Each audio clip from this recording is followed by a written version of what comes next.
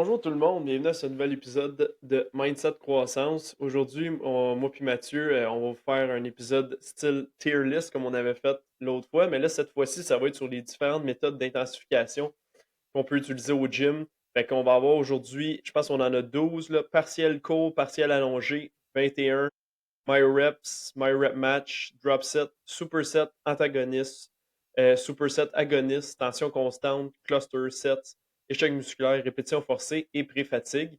Fait que dans le fond, on va les classer dans S, A, B, C et fait que vous connaissez le principe des tier lists. Fait qu'on va pouvoir commencer ça. Fait que vous commencez par prendre des nouvelles de Mathieu. Comment ça va aujourd'hui? Live, j'ai un esti de brain freeze, ce qui est vraiment synonyme avec la journée d'aujourd'hui, qui est une journée de tempête de neige incroyable. Neiges-tu Euh, là-bas aussi, là? à Rimouski, oui, effectivement, je suis à Rimouski en train de faire mon stage. Premier podcast en direct de Rimouski.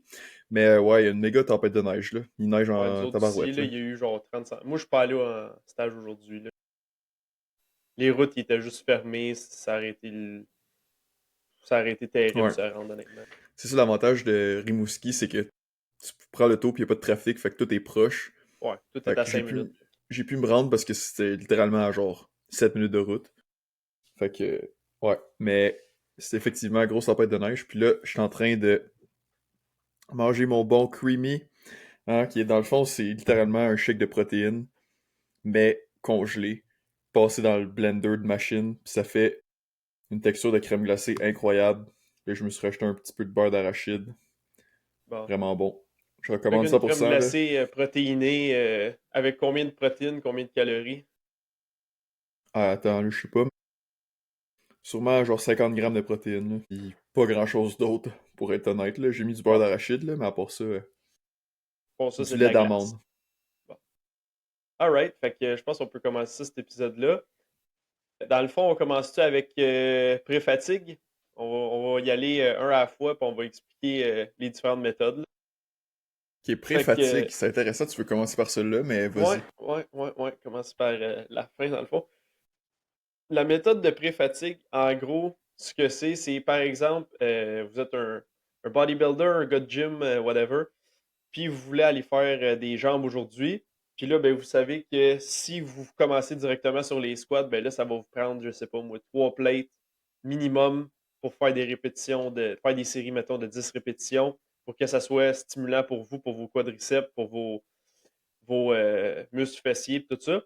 Fait que là, vous êtes comme, bon, OK, ben, je vais utiliser une méthode de pré-fatigue. Fait qu'en gros, vous allez commencer avec un leg extension, par exemple, qui va vraiment venir fatiguer vos quadriceps, mais tu sais, pas nécessairement des séries qui vont être intenses, là. Je ne sais pas à quel point on y va intense dans ces séries-là.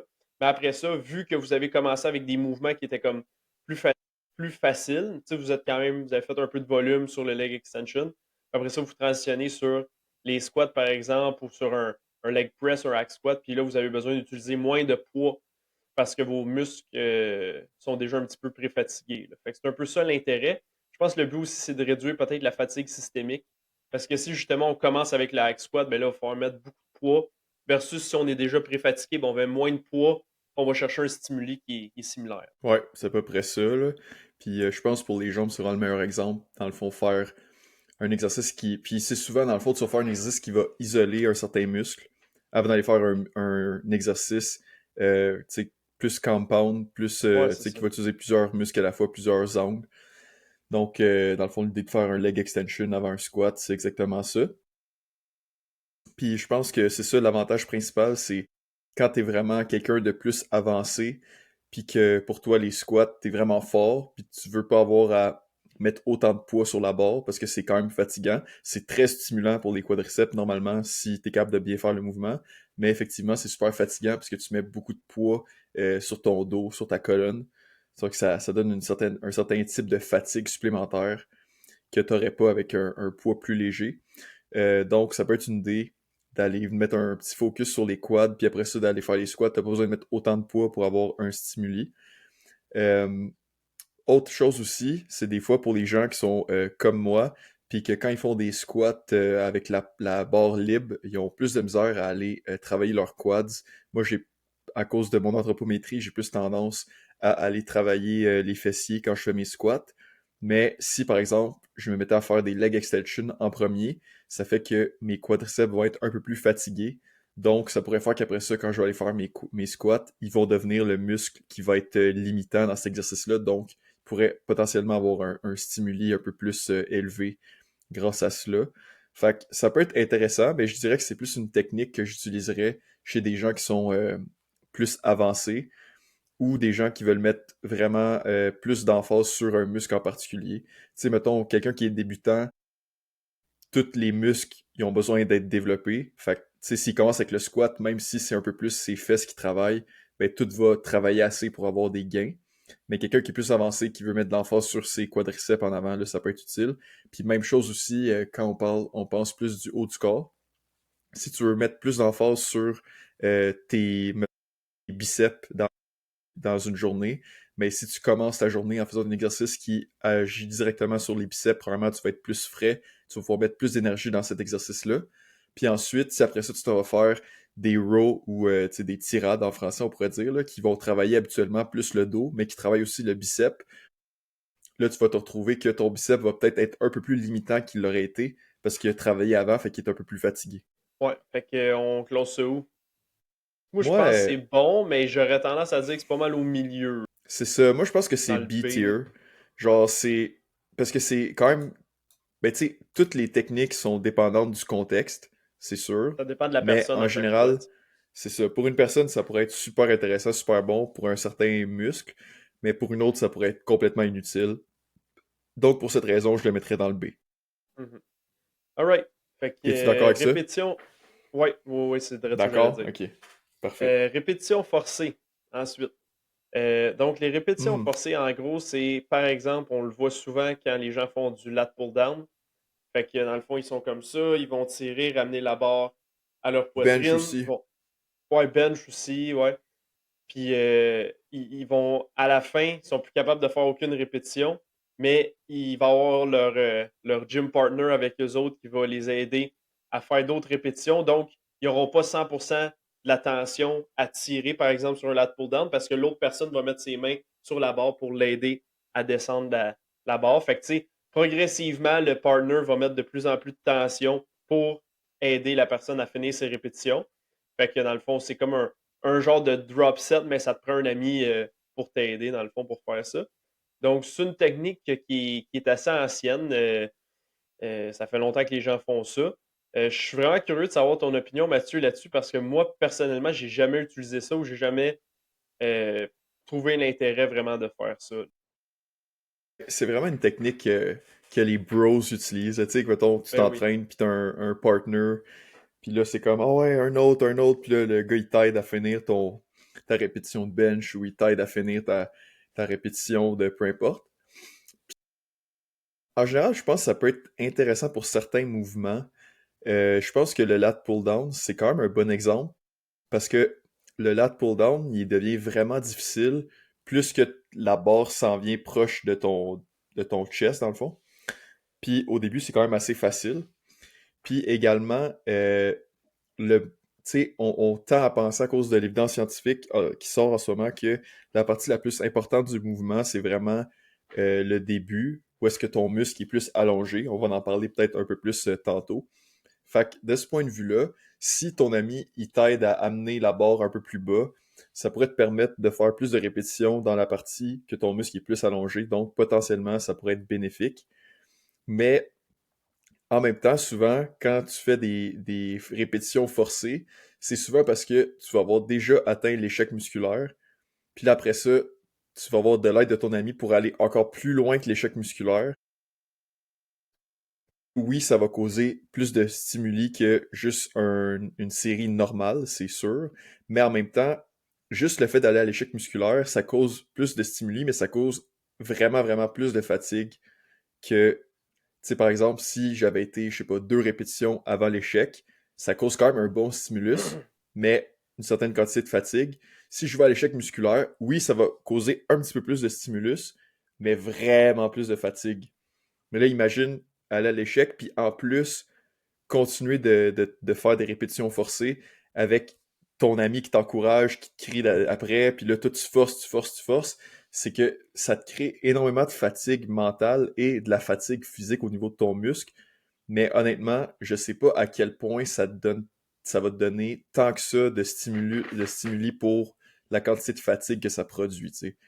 Fait que je pense que c'est comme quelque chose qui peut être vraiment le fun à faire, comme si tu l'as jamais fait, tu sais, c'est cool. Si tu le fais comme une fois de temps en temps, ça peut être intéressant aussi, parce que, tu sais, c'est comme, tu sais, ça te donne une excuse pour te pousser plus fort, puis tu sais, ça te montre genre, ok, à quel point je suis capable de forcer, puis je suis capable d'aller plus loin que qu'est-ce que je pensais qui était vraiment ma limite. Mais je pense pas que c'est quelque chose que je recommanderais de faire comme à tous les entraînements, parce qu'au final, ça va être pas être bénéfice au niveau c'est du ratio fatigue-stimuli, là. Parce qu'on veut aller chercher le plus de stimulus, mais avec le moins de fatigue possible. Fait que ça, c'est peut-être pas idéal, mais je pense qu'une fois de temps en temps, pour repousser tes limites, puis pour avoir du fun avec un ami, ça peut être cool, là. Fait que, ouais. Je sais pas ce que t'en penses, là. Ouais, c'est ça. C'est 100% l'affaire la plus bro à faire. C'est vraiment cool. Mais après ça, comme tu dis, si tu regardes ton programme d'entraînement puis tes gains dans un ensemble, je pense de venir faire ça à chaque fois. Le prochain truc sur notre liste, c'est l'échec musculaire, justement. Fait que là, les répétitions forcées, c'est comme l'échec musculaire sur les stéroïdes. Là. C'est comme vraiment Ouais. un autre niveau d'échec musculaire. Là, on va passer cet échec-là, on continue avec des répétitions forcées. Moi, je mettrais ça B ou C. Là, tu sais. J'aurais plus tendance à y aller vers C parce que ben là, je m'entraîne tout seul. Là. Fait que je suis comme moi, je fais jamais ça, j'ai jamais la chance de faire ça. Mais moi, c'est B ou C, personnellement. Moi aussi, je suis d'accord pour le C, parce que, tu sais, c'est vraiment... Tu sais, le pré-fatigue, ça peut être vraiment quelque chose qui, pour certaines personnes, va être utile. Tandis que répétition forcée, oui, ça peut avoir sa place, mais plus à l'occasion. Donc, c'est vraiment plus dans le C-tier pour moi, là. Fait que, on enchaîne avec l'échec musculaire, qui est dans le fond l'idée où on fait une série, par exemple, de biceps. On fait nos bicep curls avec des dumbbells, mettons, avec des haltères. Puis à un moment donné, on monte la dernière rep, là, ça commence à ralentir la vitesse un peu. On continue, on continue, on continue. Puis à un moment donné, ben, la répétition est tellement lente, puis là, ben, elle monte juste plus. Fait que là, on a comme atteint l'échec. On n'a pas été capable de compléter notre répétition. Fait qu'il n'y avait pas d'autres répétitions possibles. Donc ça, c'est l'échec musculaire. Euh, c'est une méthode que j'ai personnellement utilisée pendant longtemps pour pas mal tous mes exercices. Mais je pense que quand tu es plus débutant slash intermédiaire, tu peux te le permettre dans le sens où ta charge absolue que tu utilises, donc le poids, n'est pas nécessairement trop élevé que tu vas développer autant de fatigue systémique que quand tu deviens un powerlifter qui lève des 500, 600, 700 livres. Donc, ça peut être une bonne méthode quand on débute. Mais comme Mathieu l'a déjà très bien expliqué, les nouvelles évidences scientifiques nous disent que d'aller dans le 0 à 2, 3 répétitions à réserve, on va aller chercher autant de stimuli puis un peu moins de fatigue. Donc, Peut-être ça peut un être peu moins de meilleur. stimuli, mais ça va être similaire, mais pour moins de Ouais, fatigue. c'est ça. Fait que le compromis vaut la peine, dans le fond, si on regarde notre plan d'entraînement dans un ensemble. Donc, oui, parfois, ça peut être intéressant d'aller à l'échec musculaire, mais d'y aller tout le temps, pas sûr que c'est la meilleure idée. Il y a sûrement des bodybuilders qui font que ça tout le temps. Puis ça peut fonctionner pour eux si ils ne développent pas trop de fatigue encore là. C'est vraiment une question de gérer sa fatigue. Avec l'échec musculaire aussi, plus de risques de blessures. Donc, il faut faire attention à ça aussi parce qu'à long terme, les blessures, c'est ça qui va limiter le plus la carrière de quelqu'un en bodybuilding, powerlifting. Juste d'aller au gym, point. Là, si tu es blessé, tu n'auras pas le goût d'y aller. Là. Ouais, moi je suis complètement en désaccord avec toi. Je pense que échec musculaire, c'est S-tier. Ouais, non, je suis nice. Mais en vrai, l'échec musculaire, moi aussi j'ai fait ça pendant longtemps. Puis pendant longtemps, genre toutes mes séries, j'étais genre, ok, on va à l'échec. Genre, je fais des squats quasiment à l'échec. Je fais des deadlifts, genre jusqu'à temps que je suis capable de lever à bord.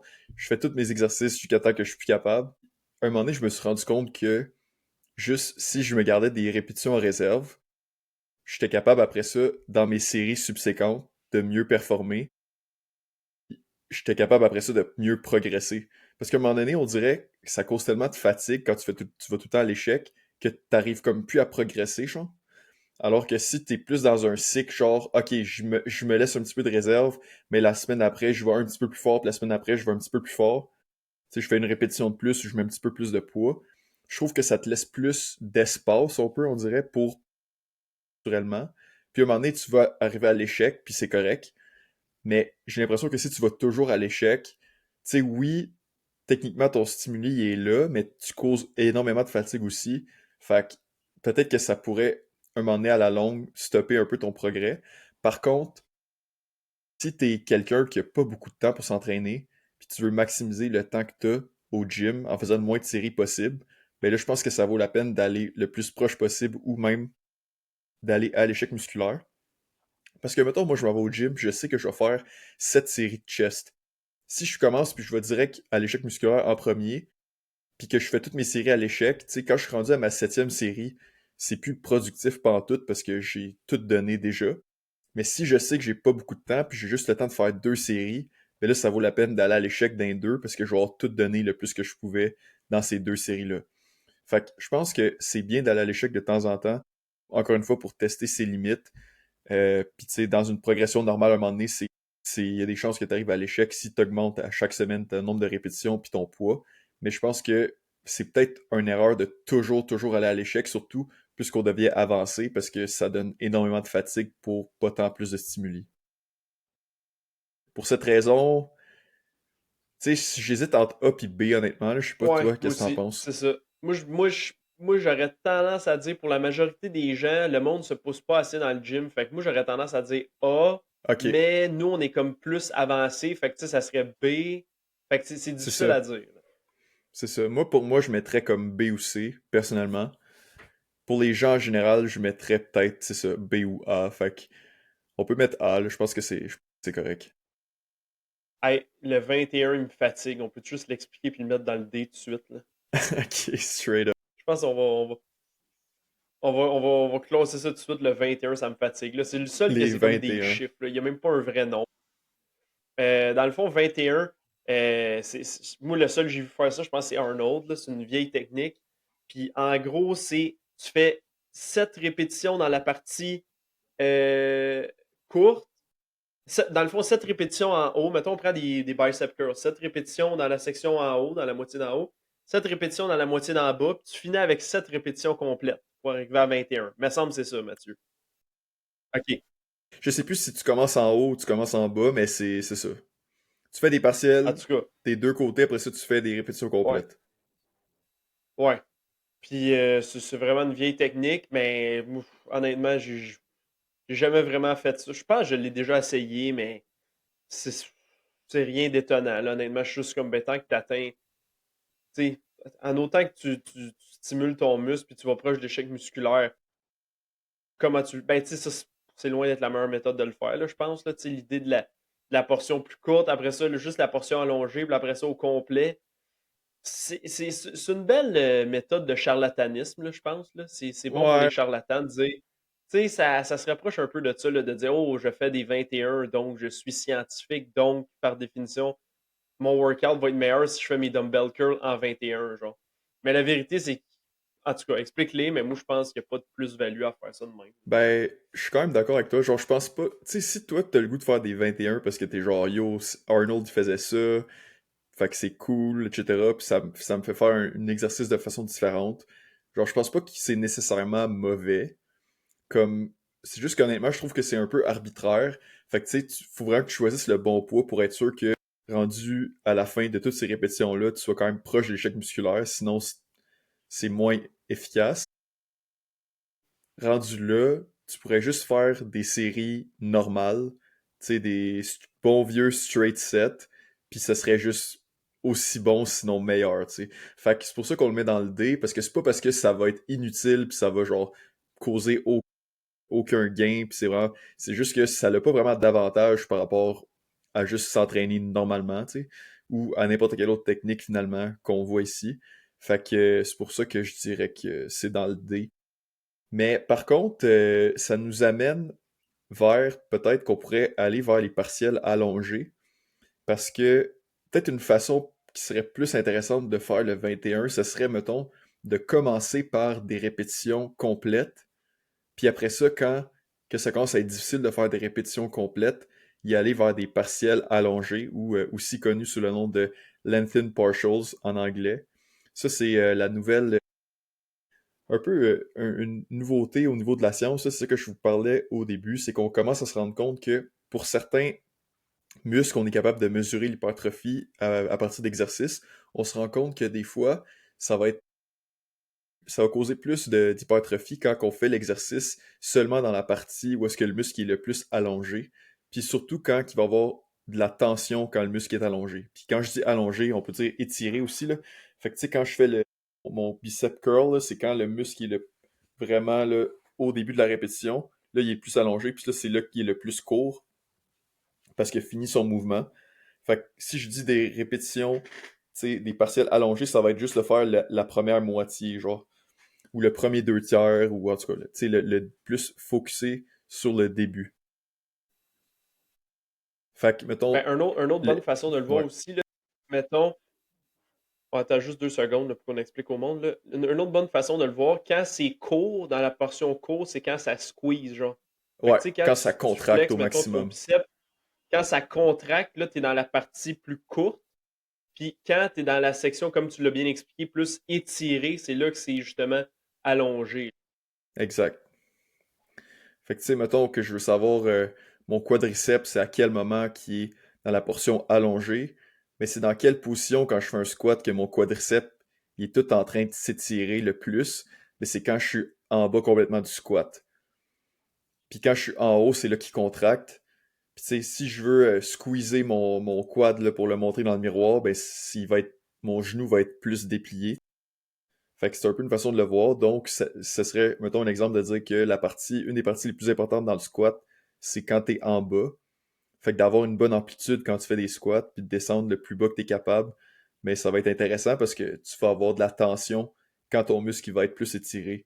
Donc, c'est intéressant pour l'hypertrophie des quads, mais aussi pour l'hypertrophie des fessiers, là, par exemple. Fait que pour en revenir au 21, tu sais, une méthode peut-être un peu plus intéressante, ce serait de faire des répétitions complètes.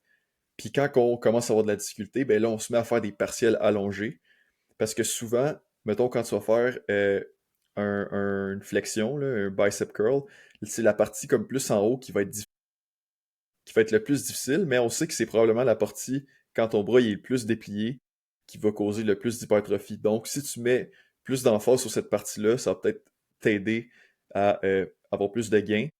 Si, mettons, je suis capable de faire 8 répétitions complètes, puis après ça, je en fais 4 comme que je monte juste aux deux tiers ou je monte jusqu'à la moitié, mais ce serait une façon d'aller causer un peu plus de peut-être de stimuli, là. Mhm.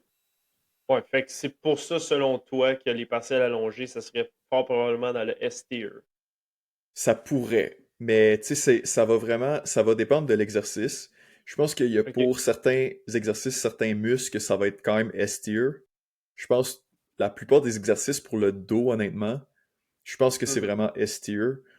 Genre, si je peux donner un exemple qui est vraiment anecdotique de moi-même, tu sais, dans le temps, quand je m'entraînais vraiment comme échec musculaire tout le temps, tout le temps, tout le temps, comme c'est ça, c'est extrêmement anecdotique, donc énorme grain de sel. Mais une de mes parties du corps qui avait tu sais, qui était vraiment meilleure par rapport aux autres, c'était mon dos. Dans le fond, la raison pourquoi je pense ça, c'est que si j'allais toujours à l'échec musculaire, puis j'allais jusqu'à temps que j'étais plus capable de faire une répétition, ça veut dire que même si, mettons, je faisais mon lat pull down, même si j'étais plus capable d'arriver comme à mon chest, je continuais jusqu'à temps que genre ça arrive comme à ma face, puis quand j'arrivais plus à comme à ma tête, là, c'était vraiment, je disais que c'était fini, tu sais. Mais dans le fond, ça, qu'est-ce que je faisais dans le temps, c'était des partiels allongés. Puis, tu sais, tous mes exercices de dos, j'essayais vraiment d'avoir une intensité plus haute, puis ça faisait que je faisais des partiels allongés, puis je pense que ça a été bénéfique. Mais par exemple, il y a d'autres partie de mon corps que, tu sais, j'allais peut-être pas au maximum que je pouvais dans la partie allongée ou que j'allais à l'échec musculaire, puis c'était pas nécessairement le plus bénéfique. Tu sais, pour les pectoraux, mettons le bench press, ça peut être bénéfique de faire des partiels allongés, mais pas pour la même raison, parce que quand tu fais du bench, la partie la plus dure, souvent, c'est déjà comme quand t'es en bas complètement pour la plupart du monde. Fait que, tu sais, c'est pas tant parce que le mouvement, il donne pas de la tension au bon endroit, mais c'est plus parce que quand tu arrives en haut du bench press, ça va être beaucoup plus tes triceps qui vont travailler, là, le muscle dans ton bras. Donc, si tu veux vraiment mettre l'emphase sur ton chest, le fait de couper la partie en haut, ça pourrait garder plus la tension sur ton chest et pas fatiguer tes triceps pour rien, puis que ce soit eux qui soient limitants au lieu de tes pectoraux, tu sais. Tandis que ton dos, qu'est-ce qui arrive, c'est que le mouvement au départ, tu sais, le début d'un lat pull-down ou le début d'un pull-up, il est tellement plus facile que la fin, quand tu as la barre, tu sais, proche de ta face, presque à ton cou, que ça peut avoir la peine de faire des partiels allongés pour la raison simple que tu vas pouvoir faire plus de répétitions dans la partie allongée. Alors que, parce que si j'arrêtais seulement quand je suis plus capable de toucher mon chest, mais peut-être que j'aurais pu faire comme 10 répétitions de plus en allant à mon nez, mettons. Je sais pas si tu comprends. En tout cas, 100%. Fait que c'est unique. Tu sais, ça va dépendre d'un exercice c'est à ça. l'autre, là. C'est des exercices que la partie allongée, c'est la partie plus facile, fait que tu peux continuer plus longtemps. Puis C'est d'autres ça. que Fait c'est que, tu sais, l'inverse. Fait que tu l'as bien je te décrit. dirais, c'est le dos, c'est sûr. Les biceps, ça peut être pertinent. Puis aussi les épaules, là. Le side delt, c'est sûr, ça peut être vraiment pertinent. Ça peut être pertinent pour d'autres exercices aussi, mais c'est vraiment eux, je te dirais, là, que c'est le plus pertinent. Aussi, mettons, tout ce qui est press, que tu veux plus focuser sur ton chest et non sur les triceps, ça peut être pertinent aussi. Comme c'est ça, je te dis, c'est pas pour la même raison exactement, là. C'est ça. Fait que, Fait que S ou A, moi, honnêtement, je serais prêt à dire que c'est A, parce que c'est pas nécessairement la meilleure chose pour tous les groupes musculaires, mais pour certains groupes musculaires, mettons tu me disais le dos, je dirais que c'est S. Mettons tu me disais pour les side delts, je dirais que c'est S. Parce que, tu sais, mettons tu prends des dumbbells puis tu fais des side delts. Mettons que tu dis dès que t'es plus capable d'arriver exactement à parallèle, t'arrêtes. C'est parce que tu préfères genre 10 autres répétitions que t'es comme juste en bas de parallèle. Est-ce que t'as atteint le même niveau, tu sais, de stimuli? C'est sûr que non, là. Puis en plus, mettons, faire des épaules, c'est vraiment pas tant fatigant que ça. Fait que, ouais, moi pour ça, je dirais que ouais. c'est S. Mais tu sais, pour d'autres exercices, c'est très bof, là. Ouais, c'est ça. Alright. Puis ça, on peut enchaîner avec les partiels courts. Ouais, En gros, un bon exemple que je pourrais donner de partiels courts, moi, ceux que je connais, que j'ai déjà fait, par exemple, c'est pour des sports plus spécifiques. Par exemple, voyons, on a reçu Ali justement là, au bras de fer. Tu sais, tu peux faire des partiels courts justement avec un preacher curl, avec un dumbbell, par exemple, ou avec une barre. Ils prennent des haltères vraiment pesants, là, genre du 150-200 livres, là, puis ils descendent juste à peu près quelques degrés, puis ils remontent, comme ça, pour un peu venir simuler le positionnement que tu aurais en faisant un bras de fer.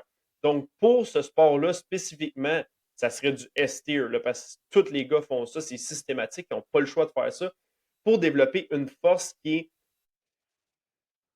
dans une position spécifique, là, tu sais. Mais nous, on parle ici d'hypertrophie aujourd'hui, donc c'est vraiment un autre sujet complètement. Là, on est complètement ailleurs. Fait que pour cette raison-là, les partiels courts, de façon générale, c'est comme on a dit tantôt, là, c'est de faire la section où le muscle va être contracté. Donc, puis c'est vraiment sur une section plus courte. Déjà, on sait que faire des full range of motion, ça va être meilleur pour les gains en hypertrophie de façon générale. Partiel allongé, on a vu aussi que Mathieu l'a bien expliqué que ça pouvait être bon. Mais les partiels courts, ils n'ont pas de très bonne réputation ces temps-ci. Fait que si vous faites juste ça, à moins de faire un sport spécifique pour la force, c'est pas l'idéal pour c'est l'hypertrophie. ça. Fait que c'est pour ça que je l'ai mis dans le C, là, parce que normalement, si c'était juste hypertrophie, je le mettrais dans D. Mais c'est vrai que, puis je pense que ça serait une raison aussi de pas mettre les partiels allongés dans S, c'est que si tu souhaites, tu sais, tu t'entraînes juste pour être fort en général, ou tu t'entraînes pour un sport, puis il faut que tu sois fort, tu sais, dans toute l'amplitude du mouvement ou dans une amplitude spécifique, c'est là que ça vaut la peine, tu sais, de mettre un emphase sur cette amplitude-là. Si tu veux vraiment être fort de partout, faut l'amplitude complète, là, le full range of motion, c'est là que c'est vraiment important. Parce que tu sais, tu veux pas être juste fort ici, puis tu veux pas être juste fort là, tu veux être fort, tu sais, partout. Fait que c'est là que le full range of motion, il est vraiment pertinent. Mais en général, pour l'hypertrophie, tu sais, les études, ils montrent les partiels courts versus full range of motion. Full range of motion, il est meilleur. Presque toutes les fois. Puis après ça, quand tu regardes partiel court versus partiel allongé gagne toujours. Puis là, après ça, où est-ce que c'est plus moyen, c'est full range of motion versus partiel court. Il semble avoir une petite tendance vers le partiel court, mais ça dépend, c'est très spécifique au contexte. C'est une autre raison pourquoi je ne le mettrais pas dans le S tier. Parce que si tu fais le full range of motion, et que tu mets quand même de l'emphase sur la portion allongée, les chances sont que la majorité des bénéfices des partiels allongés, tu vas les avoir quand même. Donc, pour cette raison-là, tu sais, c'est ça. Mais par contre, c'est probablement pas la partie la plus que ton muscle est plus contracté, le plus squeeze, qui est le plus important. Sauf si, comme tu l'as dit, c'est important que tu sois fort dans cette position-là pour un sport ou quelque chose. Comme par exemple, mettons, le powerlifting, il y a beaucoup de gens qui vont faire des partiels courts au bench. Tu sais, ils vont juste travailler sur la partie du lockout qu'ils appellent. Parce que, tu sais, si tu fais juste des partiels allongés puis tu lockout jamais, mais dans ta compétition, ton lift, il comptera pas si t'es pas capable de le lockout. Fait que là, ça peut devenir pertinent si c'est une partie du mouvement que tu as de la misère de venir faire des Ouais, partiels courts. ouais. Mais si t'es au gym puis tu fais des partiels courts parce que tu veux pas descendre la barre jusqu'à ton chest pour X, Y, Z raison, genre parce que t'as peur que ça te fasse mal ou tu penses que c'est meilleur de juste arrêter quand t'écoutes sur ta 90 puis remonter, ben malheureusement pour toi, c'est pas ça qui est le plus bénéfique. Pour ton temps que tu passes au gym, tu ferais mieux de faire des amplitudes complètes puis ça serait plus bénéfique là. Eh bon, parfait. Fait qu'on va-tu vers le. J'ai le goût de parler de drop set. Ok, drop Drop set. set. Toi, as-tu déjà utilisé ça, drop set? Moi, j'ai Mhm. déjà utilisé ça souvent. J'aime vraiment les Ok, drop sets, t'aimes beaucoup mais les je sais drop pas à sets? quel point c'est bon. Fait que je suis curieux d'entendre ton opinion. Parce que quand j'allais dans un. À l'époque où j'allais dans un gym, avec les machines, j'utilisais beaucoup les drop sets parce que j'aimais l'idée du pump, un peu comme tous les gym bros. Là, fait que j'étais sur une machine de chest, je mettais la pin à je sais pas, 200 livres. Là, je fais mes répétitions, j'en fais 8. Je descends ça à 150, je vais en chercher 4-5 de plus, je la descends à 100. Tu sais, souvent, là, un drop set là, qui dure beaucoup trop longtemps. On poursuit la série pendant 2, 3, 4 séquences. Le pump est super, c'est vraiment le fun. Après ça, Mathieu, je suis curieux de savoir ton opinion. Qu'est-ce que t'en penses? Mais je te dirais que c'est quand même une bonne technique. Euh, c'est une technique qu'on a des études scientifiques qui sont là pour la backer, puis je vais t'expliquer c'est quoi le résultat de ces études-là. Mais dans le fond, de faire un drop set, à la place de faire juste des sets, tu sais, straight sets, là, juste un set avec une pause, après ça un autre set avec une pause, après ça un autre set avec une pause, ben, le drop set n'a pas un avantage, comme il va pas causer plus de gains en masse musculaire. Par contre, pour le même nombre de séries, va en causer à peu près quelque chose tu sais, qui est similaire. Fait que déjà là, c'est quand même positif parce que ça te permet de faire plus de travail en moins de temps puis avoir des gains qui sont très similaires. Fait que si tu essaies d'économiser du temps, les drop sets, c'est une très bonne technique. Puis si tu le fais parce que t'aimes ça faire des drop sets, c'est comme intense, tu fais ça non-stop, ben, tu sais, ça peut être une variation intéressante. Puis c'est démontré que ça donne un effet assez similaire à juste faire des sets un après l'autre normalement. Donc pour ça, je pense que je le mettrais dans A parce que c'est pas meilleur que des sets normales, mais ça peut être quoi de similaire. La seule affaire aussi qui est peut-être un peu moins bon, c'est que vu que tu baisses le poids, il y en a qui disent que ça pourrait aller mettre plus d'emphase sur des fibres musculaires tu sais, plus lentes versus des fibres musculaires plus rapides. Donc, il y a certaines personnes qui diraient que ben ça peut être bon, mais de pas juste faire ça, parce que tu sais, les fibres musculaires rapides, c'est eux qui ont le plus de masse dessus. Fait que si tu veux plus travailler ceux-là, l'idée, ce serait que le temps de pause y aiderait à mettre plus d'emphase dessus. Mais en général, je pense que c'est une technique qu'on peut utiliser ici et là si on aime ça. Puis, tu sais, ça va permettre d'avoir des bons gains, là. Ouais. Puis ouais, je suis d'accord avec toi. Là, on a parlé de drop set avec le poids concrètement, mais il y a aussi la notion de drop set de manière, on modifie un peu l'exercice, là, fait qu'un drop set plus mécanique. Fait que par exemple, quand on s'est entraîné ensemble, on faisait des GM press. Fait que là, on avait une barre, on faisait des triceps, on amenait la barre vis-à-vis de notre visage. Fait que c'est quand même assez difficile, puis ça stimule beaucoup les. Ben, ça isole les triceps en fait. Puis après ça, ben, on faisait un drop set mécanique. Fait que quand on était plus capable de faire des jump press à notre visage, on ramenait la barre puis on faisait du close grip bench. Fait qu'on changeait même pas de grip. on faisait du close grip bench, donc on amenait à la barre notre chest, qui vient beaucoup stimuler les triceps encore une fois.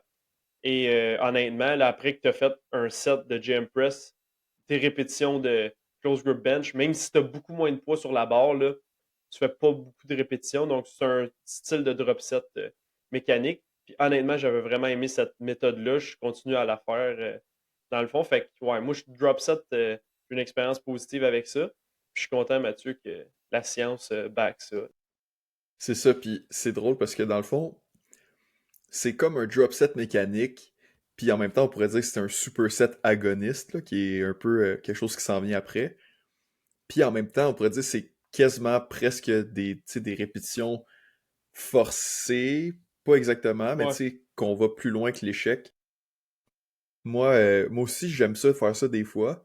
Mais qu'est-ce que je dirais, c'est de pas le faire à toutes les séries, mais peut-être, mettons, la dernière série, de le faire, ça peut être intéressant parce que, mettons que je fais 3 séries de gem press, ben là, peut-être la dernière, là, je veux la pousser le maximum parce que de toute façon, après ça, j'ai fini de faire des triceps, j'ai fini mon entraînement. Fait que si je veux aller chercher un petit peu plus de stimuli en pas beaucoup de temps, tu sais, à la place de prendre une autre pause puis faire un quatrième set, ben là, si je m'en vais puis je fais. Tu sais, dans le fond, c'est ça. C'est comme faire un drop set, mais j'ai pas besoin de raquer la barre, d'enlever le poids puis de recommencer. Tu sais, je veux juste faire un mouvement un peu différent. Fait que ça peut être vraiment intéressant. Puis c'est juste, comme tu l'as dit, ça peut être une variation qui est juste le fun pour varier ton entraînement puis rendre ça différent. Là. C'est sûr que les gens en général ils aiment ça, avoir plus de variété là, dans qu'est-ce qu'ils font. Superset agoniste, antagoniste. On va enchaîner avec ça. Mhm. Euh, Dans le fond, un superset, c'est l'idée de faire 2 séries back-à-back. Fait que tu finis ta série, tu prends pas de pause ou très peu de pause, puis tu enchaînes tout de suite sur une autre série. Puis là, la notion de agoniste, antagoniste. Antagoniste, ça serait tu fais une série de chest, fait que mettons, tu fais du bench press, puis tu enchaînes tout de suite avec une série de lat pull down qui serait comme un muscle opposé, le antagoniste dans le fond. Fait que Mhm. tu fais ton chest, après ça, tu fais ton dos. Puis superset. Tu pourrais aussi faire, mettons, parce qu'on dit antagoniste, mais on pourrait aussi dire juste superset de muscles qui ont aucune relation ensemble. C'est par exemple, je fais des squats. Tu sais, si je faisais le muscle comme agoniste, j'irais faire des ischio-jambiers, mettons. Mais là, on va voir que ça, c'est peut-être moins intéressant. Mais, par exemple, qu'est-ce que je pourrais faire? Si je fais des squats, après ça, je fais genre des side delts. C'est pas un muscle antagoniste, mais il y a aucun lien avec, là. Donc, c'est ça. Tandis que agoniste, ça serait faire des squats, puis après ça, tout de suite faire des 6 squats dès que j'ai fini mon set, tu sais. Ou je fais du bench press, puis tout de suite après que j'ai fini, je me fais un set de push-up. Ouais. Superset antagoniste, moi, je suis un gros fan de ça personnellement. Je le classerais quand même assez haut parce que tu as une bonne économie de temps. Tu peux aller chercher un bon stimuli dans le sens où tu fais ton chest. Pendant que tu reposes ton chest, tu fais ton dos. Tu sais, je le ferais pas pour tout. Comme tu as dit, par exemple, mettons, j'irais pas superset squat puis deadlift, par exemple. Non, C'est ça, ça, tu vraiment vas pas. mourir parce que tu es juste trop fatigué au niveau cardio-respiratoire, puis juste tous tes systèmes en général sont juste fatigués, fait que c'est pas intéressant. Mais mettons, venir reposer biceps, triceps, venir faire une isolation de jambes avec, mettons, épaule ou chest, back. Moi, je pense, ouais, S-tier, moi, j'irais là, honnêtement, parce que c'est vraiment, Ouais. c'est un game changer quand vous allez commencer à faire ça pour sauver du temps dans le gym, pour aller chercher un stimuli là, quasiment pareil. Honnêtement, la discussion est là pour dire si c'est S tier ou A ou B. Ça va vraiment dépendre de, tu sais, qu'est-ce que t'en penses. Mais pour la grande majorité des gens, puis même pour des gens avancés qui veulent trouver une variation dans leur entraînement, je pense que ça peut être vraiment une bonne façon de s'entraîner. Encore une fois, c'est pas parce que tu vas avoir des meilleurs gains parce que tu le fais comme ça, mais c'est juste que ça te permet de sauver vraiment beaucoup de temps, puis ça va pas nécessairement affecter tant que ça ta performance. Tu sais, si je fais du bench, puis je prends, tu sais, je sais pas, une couple de secondes, je reprends mon souffle, puis je vais en faire des lat pull down, tu sais, c'est pas du tout les mêmes muscles qui travaillent. Fait que, tu sais, pendant que je fais mon lat pull down, mes muscles de triceps puis mes pectoraux, ils relaxent. Puis après ça, quand je fais mon bench, mes biceps puis mon dos, ils relaxent. Fait que c'est juste que ça te permet de sauver du temps un peu parce que tu prends moins de temps de pause entre tes répétitions. Fait que si t'es quelqu'un qui est un débutant, ben ça fait que tu passes peut-être un peu moins de temps dans le gym, pis tes séances sont plus efficaces. Puis si t'as pas beaucoup de temps, encore une fois, même chose. Puis si t'es quelqu'un plus avancé dans le gym, ben oui, ça peut te faire sauver du temps, mais l'autre chose, c'est que ça peut te permettre de faire plus de volume. Parce que vu que tu sauves du temps dans le temps de pause, tu sais, à place de faire 3 sets de bench, puis après ça 3 sets de lat pull down, ben vu que je fais les deux en même temps, peut-être que dans le même temps, je suis capable de faire 5 sets de bench puis 5 sets de lat pull down, par exemple, tu sais. Donc, tu sais, si t'es rendu avancé et t'as besoin de faire plus de volume pour avoir assez de stimuli pour progresser, ben ça peut être intéressant aussi. Fait que je pense que moi je le mettrais dans le S-tier parce que ça peut quand même convenir à beaucoup de gens puis donner un avantage pour beaucoup de choses. Encore une fois, comme tu l'as dit, je mettrais pas un superset de squat puis deadlift. Personnellement, squat, c'est quand même un exercice assez fatigant. Je le supersetterais pas avec rien. Et tu sais, quelqu'un de débutant pourrait superset squat avec genre des épaules, puis ce serait vraiment correct aussi. Ouais. Ouais. Là, c'est ça, le agoniste, je pense que ça peut être intéressant, mais je le classerais plus bas, là. J'irais dans le A ou dans le B. Je, je pense que j'aurais tendance à le mettre trop bas personnellement, mais toi, je veux savoir qu'est-ce que t'en penses. On dirait que ça dépend. Moi, j'aurais tendance à vouloir dire B, mais en même temps, c'est quand même similaire à un drop set dans un sens. Ça dépend de la situation. Ça pourrait être A ou B. On peut le mettre dans le B pour l'instant. Mais dans Mais le c'est comme fond, un drop set ouais, mécanique, dans le c'est fond, là, ça. C'est l'idée principalement. d'un drop set mécanique. Mais souvent, c'est que tu vas faire un exercice tu sais, différent, mais qui travaille le même muscle tout de suite après. Fait que, tu sais, c'est intéressant, tu sais, quand on parlait d'aller à l'échec musculaire, puis de repousser tes limites, puis tu sais, ça peut être intéressant pour ça. Puis, tu sais, une fois de temps en temps, tu sais, tu travailles vraiment fort, puis tu vas à l'échec ou même plus loin. Ça, tu sais, on pense que physiologiquement, ça pourrait avoir un avantage supérieur. Mais à la longue, si tu fais tout le temps ça, pour tous tes exercices, ça va causer énormément de fatigue. Fait que je dirais que si, mettons, t'as pas beaucoup de temps, puis tu veux, tu sais, vraiment, mettons, je veux faire des triceps, puis je veux vraiment les blaster en pas beaucoup de temps, puis mettre le plus de stimuli possible, mais je m'en fous que ça soit fatigant, ben, je pourrais faire ça. Ou si, mettons, tu sais, je sais pas, j'ai fait un exercice de triceps, puis là, c'est mon deuxième, puis je veux que ça aille vite, puis là, je veux comme, tu sais, aller faire un gros stimuli en pas tant de temps, ça pourrait être intéressant de faire un superset agoniste. Mais en général, je pense pas que c'est tant que ça une technique à prioriser pour la majorité des gens, là, mais je sais pas qu'est-ce que t'en penses, là. Ouais, moi, je pense que j'ai tout dit pour le super antagoniste, honnêtement, là, ça Ok. serait... Parce que là, tout se mélange un peu, là, ça ressemble quand même à des répétitions forcées. Ben non, en fait, non, ça ressemble pas à ça, là. Ça ressemble à un drop set, en gros, là. Fait que, ouais, non, je pense qu'on l'a placé à sa place. Euh, Tension constante. Ouais. L'idée de la tension constante, là, je pense que c'est par exemple quand tu fais un squat, par exemple. Puis là, ben, tu vas pas remonter au complet de ta répétition. Tu vas remonter comme aux trois quarts. Puis après ça, tu vas redescendre à ce grass. Tu vas remonter aux trois quarts. Tu vas redescendre. Puis tu vas tout le temps continuer comme ça. Ronnie Coleman, par exemple, faisait ses squats de cette façon-là. Je l'ai déjà essayé, là, puis ça devient vraiment plus difficile de faire ta série parce que de un, c'est vraiment stop and... Ben, tu sais, t'arrêtes pas, là.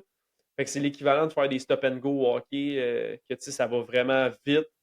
Tu n'as pas de pause souvent. Si tu fais des séries plus longues de squat, par exemple, ben là, tu vas prendre des pauses en haut, tu vas respirer, tu vas prendre ton temps.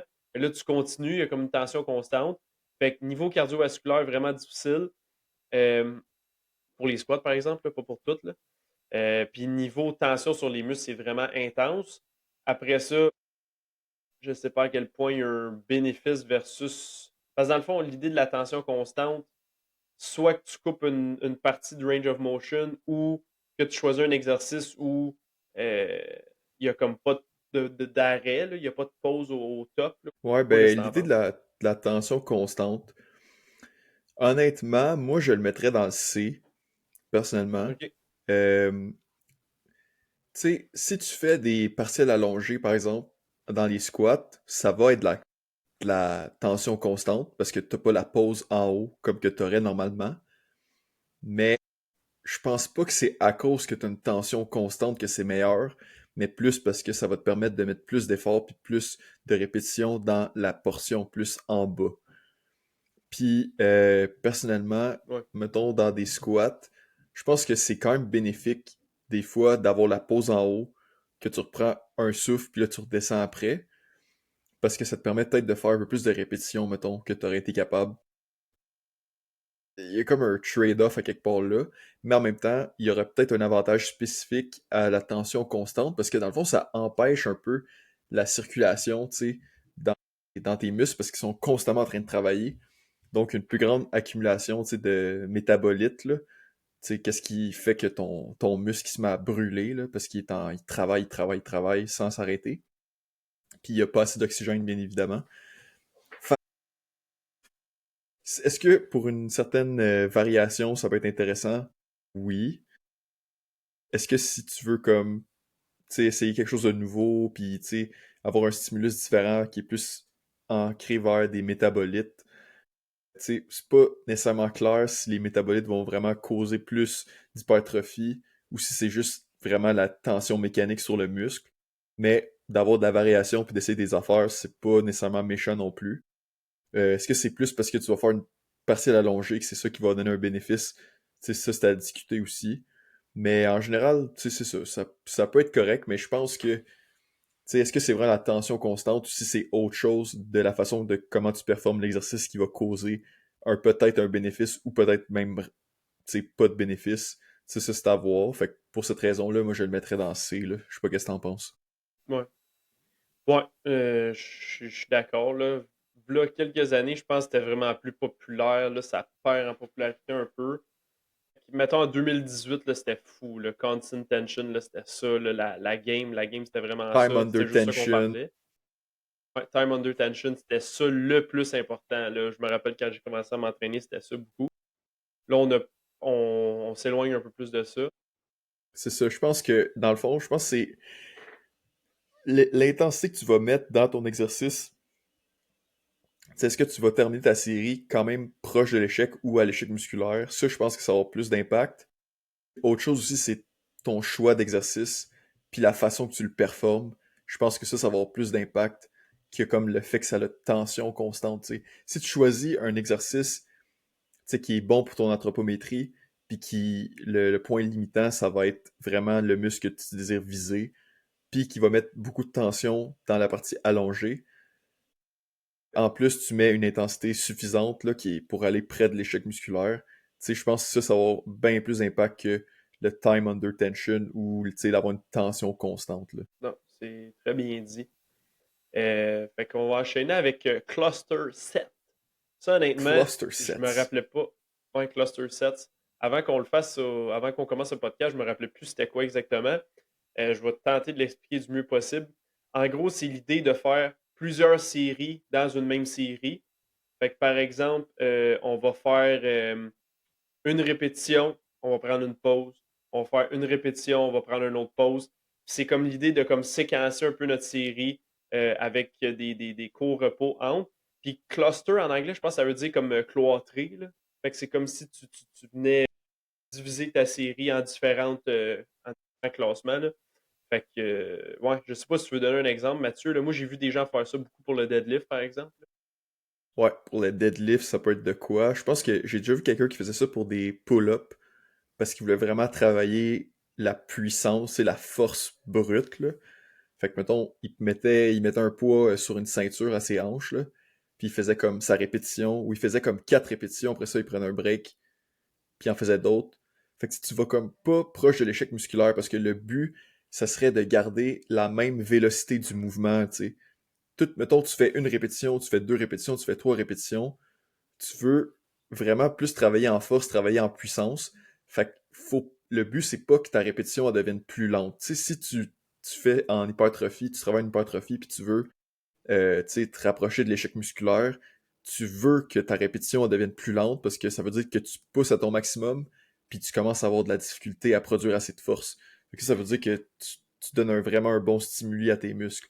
Mais le cluster set, c'est un peu le contraire. Tu veux pas faire ça tu veux garder ta vélocité le plus possible, tu veux pas perdre de vitesse parce que c'est justement ça que tu veux travailler. Tu veux travailler ta puissance. Fait que, ouais.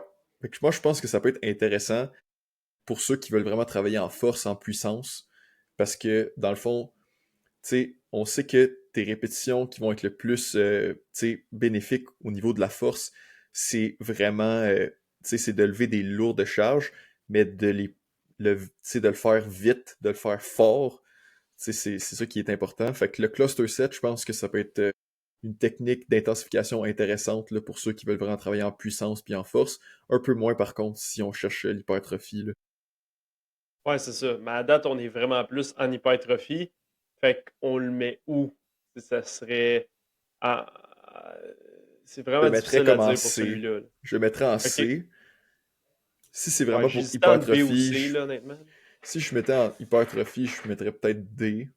Ouais. Mais étant donné que ça a une utilité spécifique à quand tu veux faire de la force, de la puissance, ben là, je le mettrais en C. Un peu comme les partiels courts. En général, je ne recommanderais pas de faire ça, à moins que tu aies spécifiquement besoin d'avoir une spécificité de force dans un mouvement de squeeze, là, comme quand tu disais pour le arm wrestling, là, le bras de Ouais, fer. par Là. exemple, ouais. Ouais. Fait que là, ça nous Alright. laisse les deux Yes. derniers Hey. légendaires. Ça, S-tier tout de c'est suite. On finit le podcast dans 2 secondes. clairement biaisé, mais honnêtement, moi, c'est S-tier pour moi, personnellement. OK. Ben, OK. Mets-les là, puis explique d'abord c'est quoi, puis pourquoi tu les mets là. Dans le fond, les Mayo Reps. L'idée d'un Mayo Rep, c'est. Je sais pas pourquoi ça s'appelle de même exactement. Je pense que c'est un dude suédois qui a inventé ça. Fait que vous pouvez aller le follow si ça vous intéresse. Je sais que ça a aussi été popularisé par Dr. Mike. Moi, c'est de là que j'ai appris cette technique-là.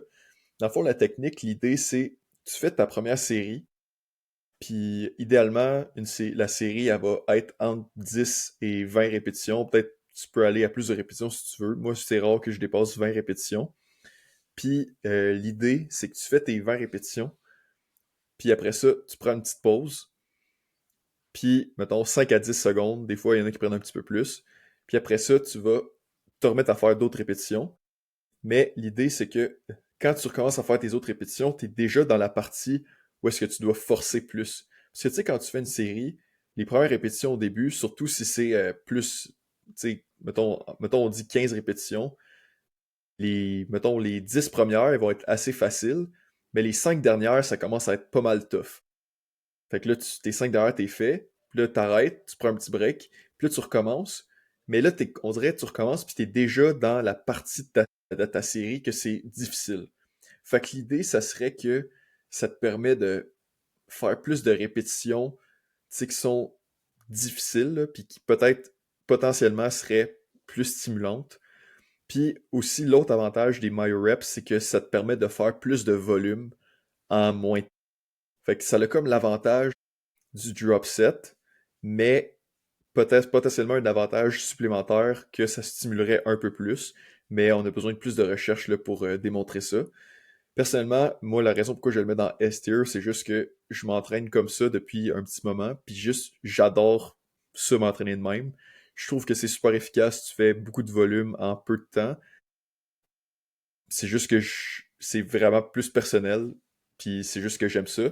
Puis est-ce que ça a peut-être un bénéfice de plus?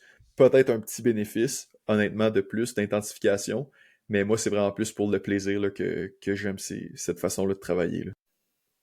T'as-tu expliqué la distinction entre My Reps Match puis My Reps?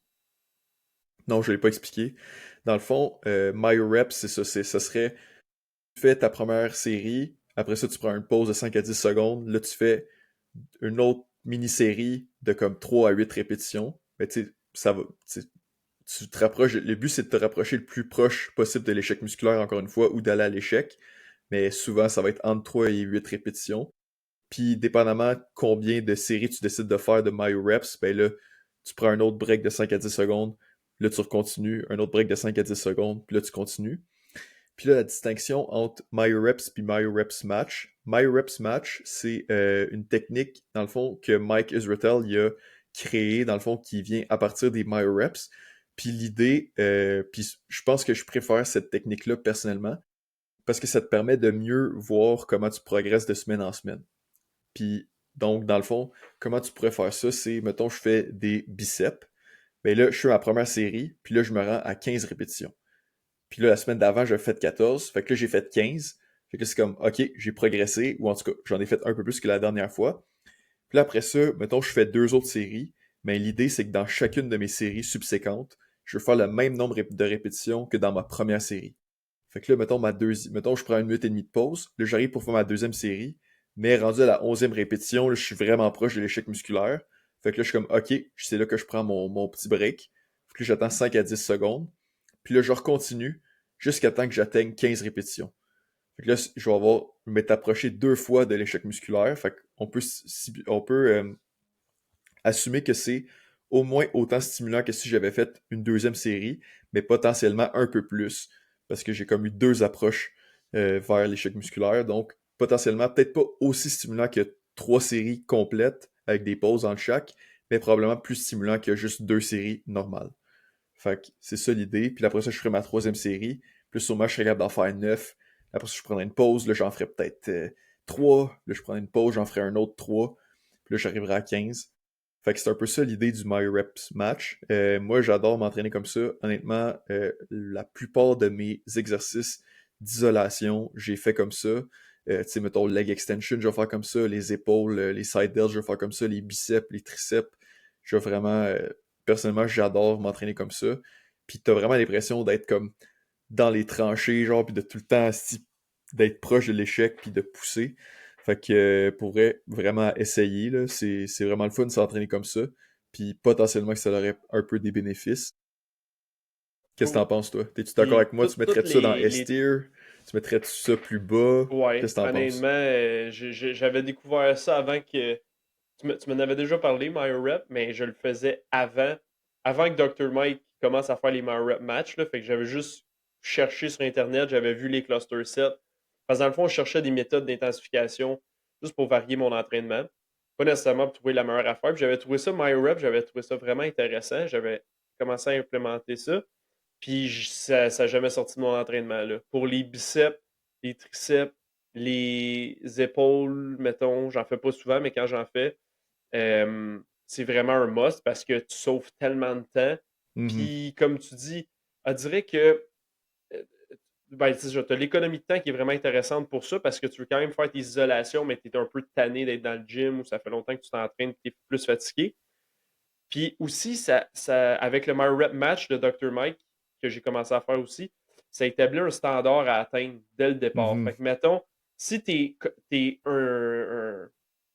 un gars qui s'entraîne puis t'es avancé, là, mettons, tu vas atteindre proche de l'échec musculaire ou, mettons, tu vas définir ton premier chiffre qui est, mettons, 15. Après ça, tu es dans un contexte où de fatigue, comme on l'a dit. Puis là, ben, vu que tu prends une période de repos plus courte, ou, mettons, 45 secondes à 1 minute et demie, là, tu recommences, mais c'est sûr que tu ne feras pas 15 répétitions. Et avec ce système-là, tu n'as comme pas le choix de faire 15 répétitions. Fait que tu te rends à 8, à 9, à 10, peu importe tu te rends où. Tu prends une petite pause, 5-10 secondes. Puis là, ben, tu n'as comme pas le choix de suivre ton standard de, par exemple, 15 répétitions. Puis c'est vraiment ça qui fait la force de cette technique d'intensification-là, selon moi, parce que ça te donne un standard à atteindre. Un standard, c'est un but, c'est un objectif. C'est ça qui nous drive dans le gym, là, moi, je pense. Là. Tout le monde, ça leur prend des objectifs s'ils veulent atteindre les plus hauts sommets. Je dirais le seul point faible des MyoReps, c'est que ça s'applique pas nécessairement à tous les exercices. Il y a des exercices que ça va être vraiment plus bénéfique que d'autres. Par exemple, tout Fais ce ça qui au est squat, voir. isolation. Par exemple, mettons un gros exercice comme le squat, c'est très moyen parce qu'il faut comme que tu unrack la barre, puis là tu as du poids sur ton dos. Fait Hey, que là, c'est mettons, tu fais, je sais dégueulasse. pas, tu fais genre 8 répétitions, là tu restes en haut. Mais là, c'est que si tu rack la barre, là, faut que t'attendes 5 secondes puis t'as D-rack. Juste faire ça, ça cause plus de fatigue pour rien. Puis si t'as rack pas, ben t'es juste debout de même avec le poids sur ton dos. Fait que c'est vraiment pas idéal. Tu sais, même chose avec le bench press. Tu sais, je me verrais pas tenir la barre au bout de mes bras puis attendre de prendre ma pause.